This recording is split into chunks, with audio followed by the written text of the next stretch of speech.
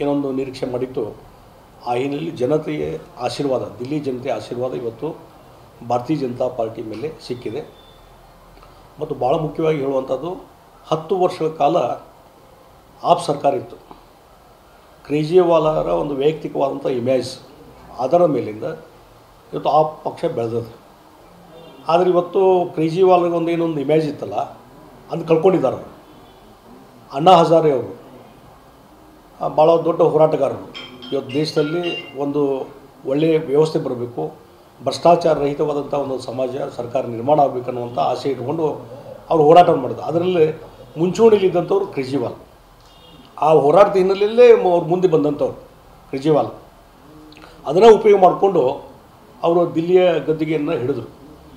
ಮತ್ತು ಯಾವ ರೀತಿ ಅಂದರೆ, ಬಹುಶಃ ಮೊದಲನೇ ಎಲೆಕ್ಷನ್, ಎರಡನೇ ಎಲೆಕ್ಷನ್ನು ಅವರು ಗೆದ್ದಿದ್ದು ಅತಿ ಹೆಚ್ಚು ಸೀಟ್ಗಳನ್ನು ಗೆಲ್ಲುವ ಮುಖಾಂತರ.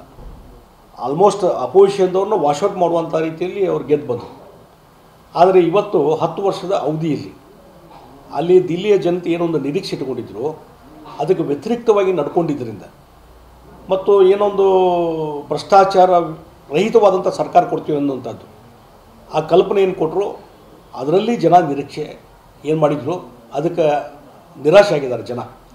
ಮತ್ತು ಭಾಳಷ್ಟು ಸ್ಕ್ಯಾಮ್ಗಳು, ಇದು ಲಿಕ್ಕರ್ ಸ್ಕ್ಯಾಮ್ ಇರ್ಬೋದು, ಮತ್ತೊಂದು ಸ್ಕ್ಯಾಮು, ಇವನು ಇನ್ಕ್ಲೂಡಿಂಗ್ ಮುಖ್ಯಮಂತ್ರಿ ಕೇಜ್ರಿವಾಲ್ ಹಿಡ್ಕೊಂಡು ಉಪಮುಖ್ಯಮಂತ್ರಿ ಆಶೀಶ್ ಅವರು ಹಿಡ್ಕೊಂಡು, ಸಿಸೋಡಿಯಾ ಹಿಡ್ಕೊಂಡು, ಮತ್ತು ಅದರ ಜೊತೆಗೆ 4-5 ಜನ ಮಿನಿಸ್ಟ್ರು ಸಹಿತ ಜೈಲಲ್ಲಿ ಹೋಗಿ ಬಂದರು. ಇನ್ನೂ ಕೇಸ್ ನಡೀತಾ ಇದೆ, ಬೇಲ್ ಮೇಲಿದ್ದಾರೆ ಎಲ್ಲರೂ ಆಲ್ಮೋಸ್ಟ್. ಹೀಗಾಗಿ ಈ ಕರಪ್ಷನ್ ಚಾರ್ಜಸ್ಸು ಅದರಿಂದ ಏನಾಯಿತು, ಜನರಿಗೆ ಭ್ರಮ ನಿರಸನ ಆಯಿತು.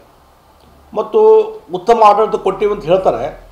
ಇವತ್ತು ಪರಿಸರ ಮಾಲಿನ್ಯವನ್ನು ಕಾಯ್ಕೊಳ್ಳೋಕ್ಕಾಗಲಿಲ್ಲ ದಿಲ್ಲಿಯಲ್ಲಿ.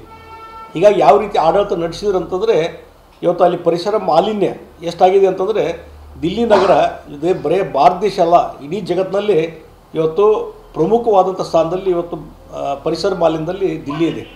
ಹೀಗಾಗಿ ಆ ಹಿನ್ನೆಲೆಯಲ್ಲಿ ಇವತ್ತು ದಿಲ್ಲಿಯ ಜನ ಇವತ್ತು ಆಪ್ ಸರ್ಕಾರವನ್ನು ತಿರಸ್ಕಾರ ಮಾಡಿದ್ದಾರೆ, ಕೇಜ್ರಿವಾಲನ್ನು ತಿರಸ್ಕಾರ ಮಾಡಿದ್ದಾರೆ. ಮತ್ತು ನರೇಂದ್ರ ಮೋದಿಯವರ ನಾಯಕತ್ವ, ಬಲಾಢ್ಯ ನಾಯಕತ್ವ ಈ ದೇಶವನ್ನು ಸಂರಕ್ಷಣೆ ಮಾಡಿದೆ, ರಕ್ಷಣೆ ಕೊಟ್ಟಿದೆ. ಮತ್ತು ಇಡೀ ಜಗತ್ತಿನಲ್ಲಿ ಒಂದು ಗೌರವ ತರುವಂಥ ಕೆಲಸ ಮೋದಿಯವರ ನಾಯಕತ್ವ ಮಾಡಿದ್ದರಿಂದ ಇವತ್ತು ಮೋದಿಯವರ ನಾಯಕತ್ವ ದಿಲ್ಲಿಗೂ ಬೇಕು ಅನ್ನುವಂಥ ಹಿನ್ನೆಲೆ ಇಟ್ಟುಕೊಂಡು ಇವತ್ತು ದಿಲ್ಲಿಯ ಜನ ಇವತ್ತು ಭಾರತೀಯ ಜನತಾ ಪಾರ್ಟಿಯಿಂದ ಆರಿಸಿ ತೊಗೊಂಬಂದಿದ್ದಾರೆ. ಸ್ಪಷ್ಟ ಬಹುಮತ ಸಿಗುವ ಹಂತದಲ್ಲಿ ನಾವಿದ್ದೇವೆ. ಡೆಫಿನೆಟ್ಲಿ ಇದು ಮಧ್ಯಾಹ್ನವರೆಗೂ ರಿಸಲ್ಟ್ ಬಂದೇ ಬರ್ತದೆ. ಕ್ಲಿಯರ್ ಸ್ಪಷ್ಟವಾದಂಥ ಬಹುಮತ ಭಾರತೀಯ ಜನತಾ ಪಾರ್ಟಿಗೆ ಸಿಗ್ತದೆ. ಅದಕ್ಕಾಗಿ ಇವತ್ತು ದಿಲ್ಲಿಯ ಜನತೆಯನ್ನು ನಾನು ಅಭಿನಂದನೆ ಸಲ್ಲಿಸ್ತೇನೆ.